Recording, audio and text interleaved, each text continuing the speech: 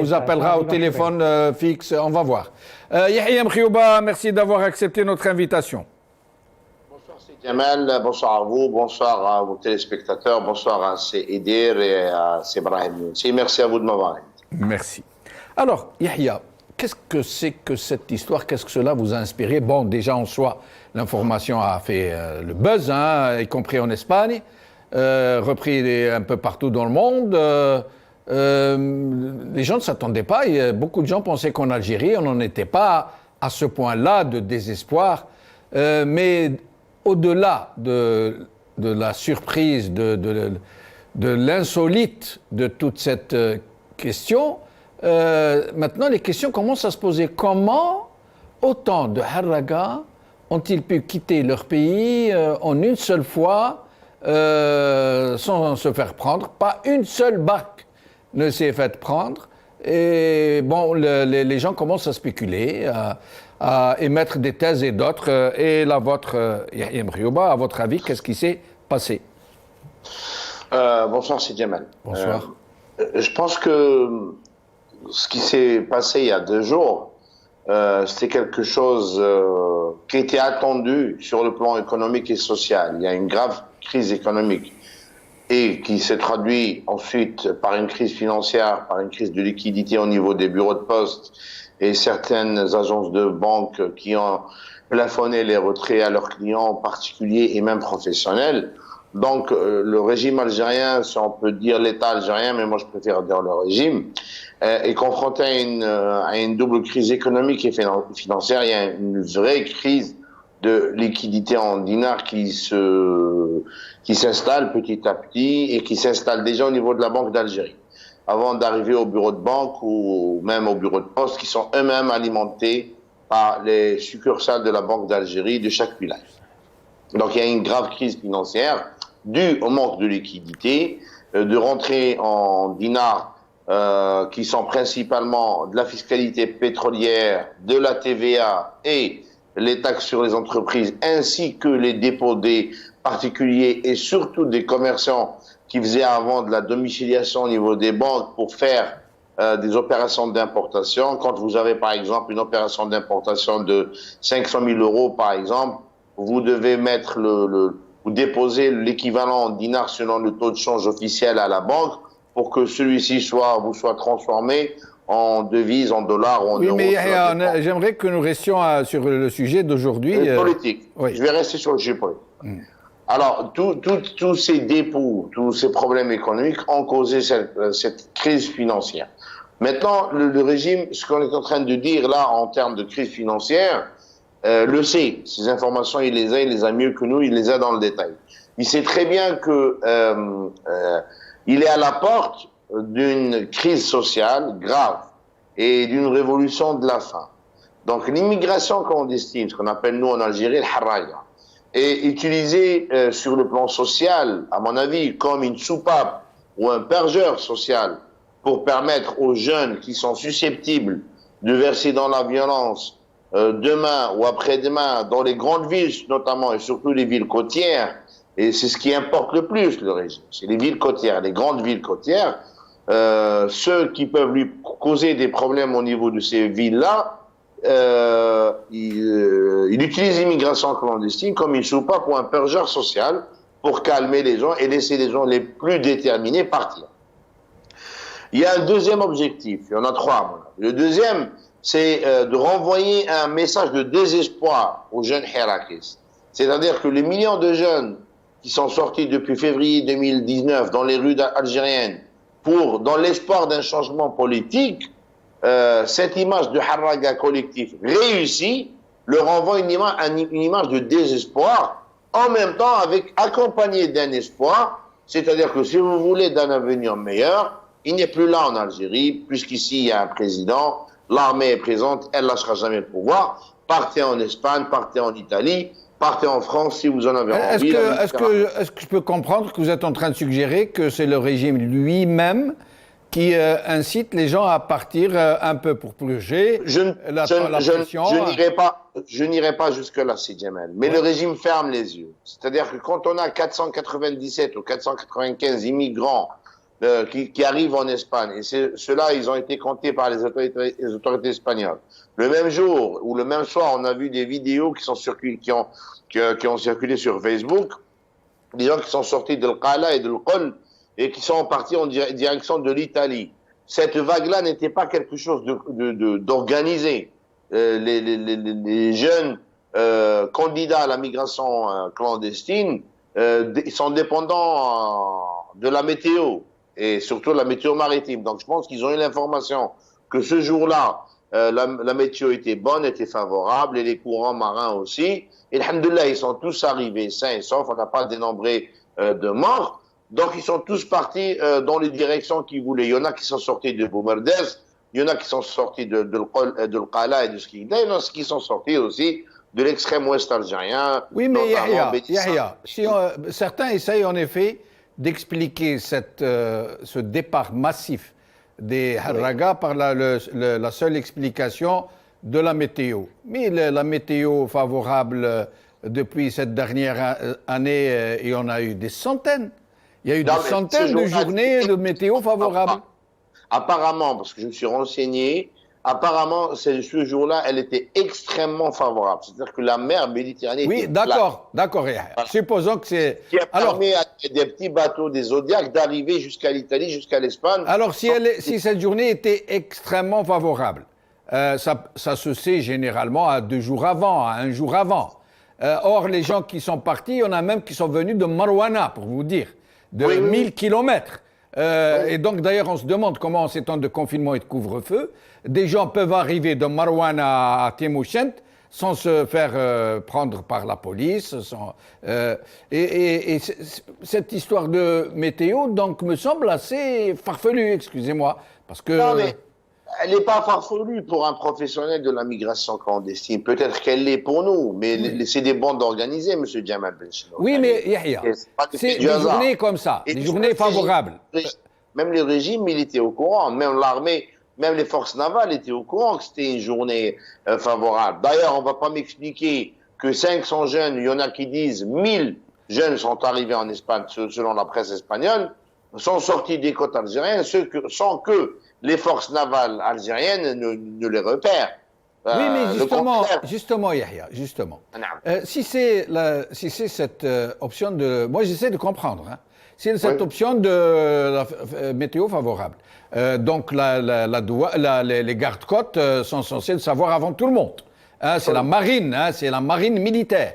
Donc, eux aussi savaient que la journée était favorable. Et donc, généralement, qu'est-ce qu'on fait? Comme on est dans un pays où le phénomène de la harga devient explosif, qu'est-ce qu'on fait? On redouble de surveillance.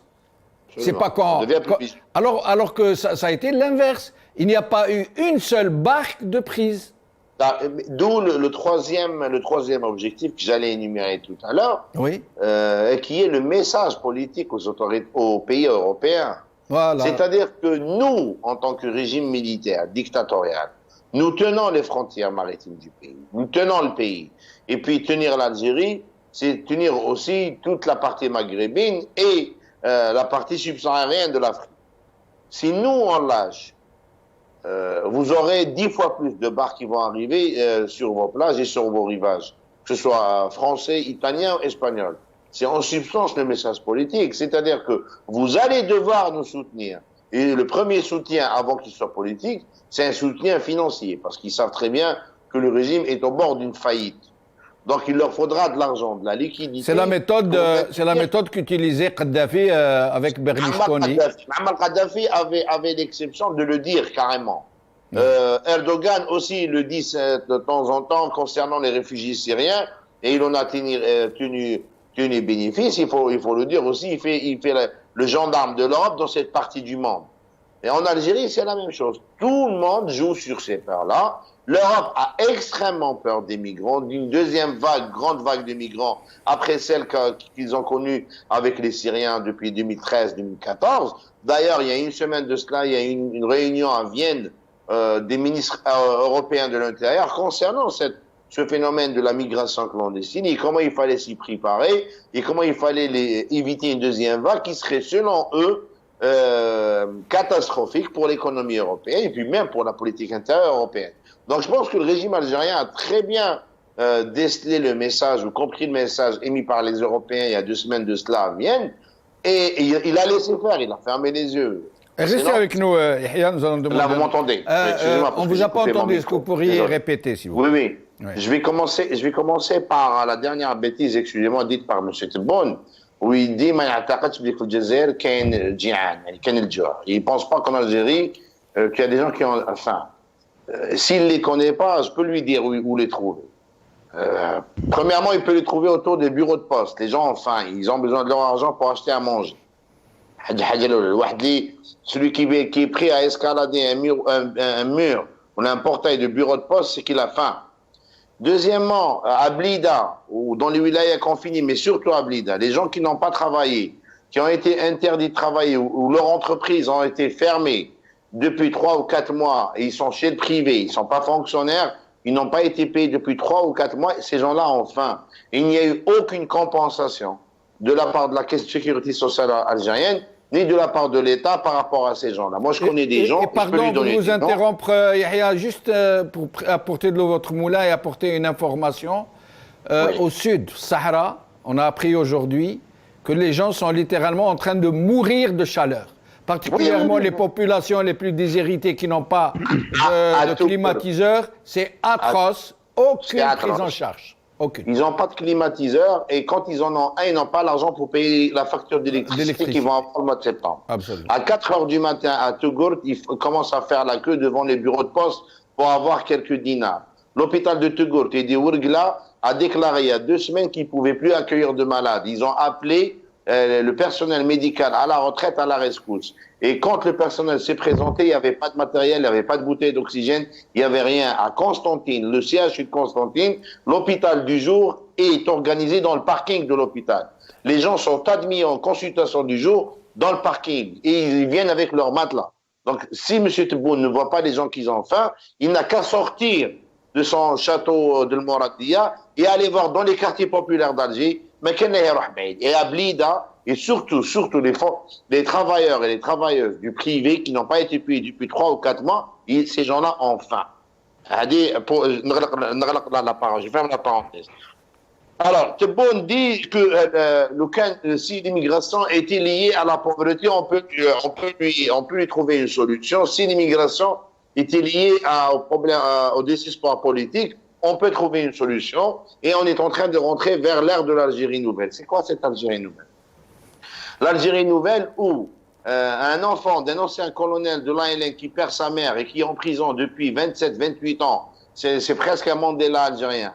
Et déjà, il sort pas de prison alors qu'il a fait toute sa peine. Sa maman meurt. Nous avons perdu Yahya. Sort de prison pour assister à l'enterrement de son frère. C'est ça l'Algérie nouvelle. L'Algérie nouvelle fait que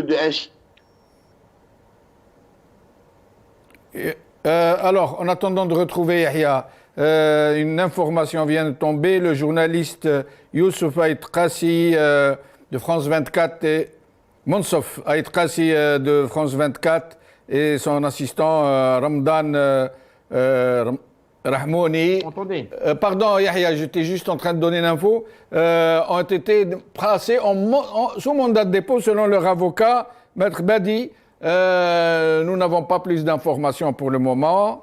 Donc, 2 journalistes qui viennent d'être arrêtés et placés sous mandat de dépôt, des journalistes de France 24. Et je rappelle que ce sont eux qui ont filmé la fameuse interview de Tebboune qu'il a donnée à France 24. Yahya, je vous en prie. Pardon de vous avoir... Il y a un souci, on ne vous entend pas, Yahya. Et là, vous m'entendez? Voilà, on vous entend. Alors, il n'y a aucune confiance dans les institutions de cet État, ni sur le plan politique, ni sur le plan économique. On peut filmer le président de la République et filmer une interview il y a 2 semaines ou 3 semaines de cela et se retrouver en prison 3 semaines après. Donc, aussi, il faut signaler qu'un chirurgien, un chirurgien, oui. Il y a 3 jours. On a vu une photo où un papa avec son bébé sur la barque en train de quitter l'Algérie et ils avaient le sourire jusque-là. Farhan, parce qu'ils n'ont plus d'avenir dans cette Algérie où la gouvernance militaire dictatoriale fait rage. Roma, ils vivent dans les CRF, dans les centres de repos familial. Ils ont les hôpitaux militaires pour se soigner. Leurs enfants, c'est des privilégiés. Ils ne connaissent pas l'exclusion sociale. Ils ne connaissent pas l'exclusion de visa, comme disait monsieur Brahim Yensi tout à l'heure. Leurs enfants sont pressés que les aéroports réouvrent pour qu'ils puissent partir en Turquie, en Espagne, en Italie, en France, passer leurs vacances. Les enfants des Algériens, des pauvres Algériens, ils peuvent même pas aller à la plage. Ceux qui sont dans le sud, monter dans les plages de Sidi Faraj ou les plages de Skik d'Abdjeh, c'est un rêve pour eux. Donc on vit dans deux pays. Ah oui, j'avais coupé mon micro, excusez-moi. Ah, voilà. Il faut remarquer qu'il y a eu un silence radio de la part de la presse algérienne qui s'est professionnalisée depuis 2 semaines de cela, à attaquer une partie de l'opposition algérienne, notamment à l'accuser de violence et de terrorisme, et qui s'est complètement acharnée dessus. Mais curieusement, elle s'est soudainement tue par rapport à cette question d'immigration clandestine, une grande opération qu'on a vue depuis 48 heures. La même chose en France, où il y a eu un silence radio total de la part de la presse française. J'ai essayé de suivre pendant les deux dernières 48 heures. Côté espagnol, on a pas mal parlé de ça, mais en France, rien. Et même la chaîne Euronews, en langue française, n'en a pas parlé aussi. C'est pour vous dire que même les autorités françaises et européennes ont extrêmement peur de traiter ce sujet dans la place publique. Premièrement, pour ne pas déranger leurs amis d'Alger, et deuxièmement, pour pas faire peur à la population française et européenne en général, mais française en particulier. Parce que si les Français, on va les informer dans le journal de 20h, à l'entrée du 20h, qu'il y a presque 1000 jeunes Algériens qui sont arrivés en Espagne, venant d'Algérie, un pays stable, qui n'est pas en guerre civile, où il n'y a pas de famine, alhamdoulilah, mais qui viennent quand même dans des embarcations de fortune, ça fait peur. Et puis ça risque de s'inviter dans le débat politique français, et ça pourrait gêner la partie algérienne. Donc il y a comme une complicité, mais une peur aussi de traiter le sujet, parce que entre Alger et Paris, c'est un petit peu spécial comme relation. Des fois c'est tendu, des fois ça se détend, et toujours c'est les intérêts du peuple algérien qui passent toujours en dernier. Donc le traitement médiatique de cette affaire en France, elle a été curieusement silencieuse, comme l'est la presse algérienne. En Algérie, je peux comprendre, parce que la presse n'est pas libre, on n'a pas de presse carrément. Mais en France, il y a comme un accord de ne pas trop en parler et de ne pas faire peur à la population française. Mais je dis que on peut ne pas en parler 1 fois, 2 fois, 3 fois, mais le phénomène va s'accentuer, on le sait, parce qu'on connaît très bien la situation économique de notre pays et sociale, et puis le désespoir politique après que le régime militaire ait refusé de donner le pouvoir au peuple algérien. Inch'Allah, le Hirak va revenir après cette histoire de coronavirus, et là, on va réimposer les vrais termes du débat, c'est-à-dire Dawla Madaniya Mchi Askariya, État civil et non militaire, et État démocratique et non dictatorial. Il ne faut, si les Européens, et notamment les Français, ne veulent plus avoir de problème d'immigration à traiter, ne veulent plus avoir ou ne pas avoir le danger de l'extrême droite aux portes des exécutifs et notamment aux portes de l'Élysée, il faut stabiliser les populations d'Afrique du Nord chez elles. Et on ne peut stabiliser ces populations qu'en leur accordant le droit de s'autodéterminer politiquement. Comme on a eu le droit de s'autodéterminer en tant qu'Algérien et libérer le territoire en 62, on doit avoir le droit de s'autodéterminer politiquement et avoir le droit de devenir des citoyens algériens, parce qu'on ne l'est pas aujourd'hui. On n'a pas le droit de voter, on n'a pas le droit d'élire un maire, on n'a pas le droit d'élire un député, on n'a pas le droit d'élire un gouvernement ni un chef de l'État librement. C'est les généraux, et je dis bien c'est les généraux et la police politique. Il ne faut pas banaliser, M. Idil, je ne suis pas d'accord, c'est la police politique et les généraux qui aujourd'hui détruisent le pays et qui font le malheur de ce pays. Les millions de jeunes, donc M. Honour en a parlé tout à l'heure, ont dit Dawlat al-Hnousha, Al-Jazair, les généraux à la poubelle. C'est pas Yahya Mkhiyouba qui l'a dit, c'est des centaines de milliers de jeunes qui l'ont dit pendant 1 an et demi, et ces centaines de milliers de jeunes, s'ils arrivent à un stade de désespoir aujourd'hui, ils peuvent facilement être candidats à l'immigration clandestine. Le problème en Algérie, c'est la gouvernance militaire dictatoriale. Qu'est-ce qui a changé, Yahya, au début, quand le Hirak avait commencé, la harga avait complètement cessé pendant des mois. Il n'y avait plus de harga parce que les jeunes avaient repris espoir. Et là, ça reprend. Hirak était et reste un vecteur d'espoir parce que les gens se sentent mieux chez eux quand ils se sentent libres, quand ils se sentent citoyens. Et là, on pourra affronter des difficultés économiques et sociales ensemble, dans un même front. On va tous souffrir ensemble, c'est pas grave. Mais quand ils sont dans le désarroi politique et social, quand ils voient que le fils de M. Tebboune sort de prison alors qu'il y a 2-3 mois avant, il était inculpé dans une grosse affaire de cocaïne, c'est là le désespoir, c'est l'injustice. L'injustice judiciaire, l'injustice sociale, l'injustice économique. Les gens ont le droit, des enfants de militaires et de ministres et d'ex-ministres ont le droit de se baigner à Club des Pins et Moretti, et nous, on n'a pas le droit d'accéder à nos plages. Nos plages sont pourries, elles sont dégueulasses, on n'a même pas de transport pour y aller le matin et revenir le soir. Et on n'a même pas les 200 ou 300 dinars pour pouvoir y aller et acheter un sandwich. C'est ça la situation du jeune Algérien lambda. Et restez avec nous, Yahya. Je ne se sens plus chez eux, malheureusement. Yahya Mkhioba, alors pourquoi nous n'avons pas de Canadair? Pourquoi un pays qui avait l'acquisition d'un arsenal de guerre absolument faramineux n'a-t-il pas estimé utile d'acheter quelques Canadair seulement?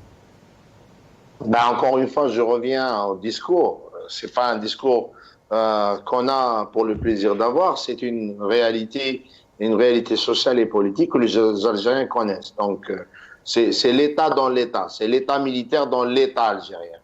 Quand on donne 12 à 13 milliards à une armée de dollars, c'est bien, je ne suis pas contre, mais qu'à côté, l'hôpital civil et la protection civile n'est pas doté des moyens pour affronter des crises sanitaires, pour affronter des feux de forêt qui reviennent chaque année, là, on est bien en droit de se poser la question du rôle du militaire dans la politique, dans la vie civile, et de la responsabilité de certains généraux et de la police politique.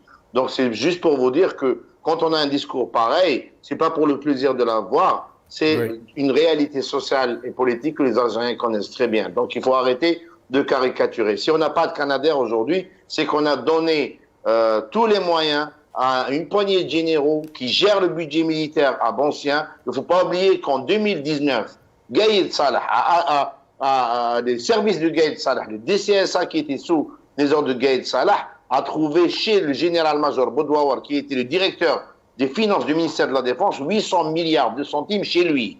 800 milliards en liquide chez lui. Donc on ne vient pas nous dire pourquoi vous dites généraux et police politique. Merci. 800 milliards, vous pouvez faire le calcul, combien de Canadair on aurait pu acheter et qui pourrait aujourd'hui survoler la Kabylie ou lié au plateau assétif pour éteindre les feux de forêt. Je rends hommage à la population de cette région, notamment le nord de Sétif et le sud de Djaïeb, Niouertiren, Bouga'a, Ilmaïn, qui sont en train de souffrir aujourd'hui. Inch'Allah, Rabbi yarfa alayhim hada. Et puis, je dirais, Dawla Madaniya Machi Askaria pour l'hôpital, pour les feux de forêt, pour tout ce qui fait que des chirurgiens algériens sont plus tentés par des embarcations de fortune vers l'Espagne que le fait de rester dans les hôpitaux soignés des Algériens.